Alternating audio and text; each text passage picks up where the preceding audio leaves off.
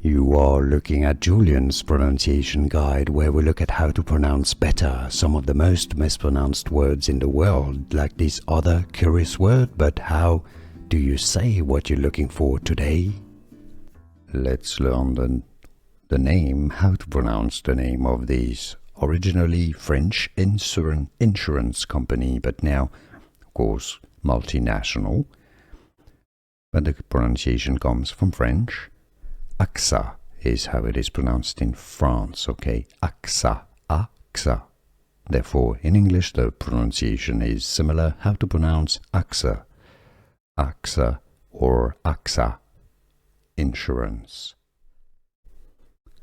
Let's learn how to pronounce the name of this originally French insurance company, but now, of course, multinational.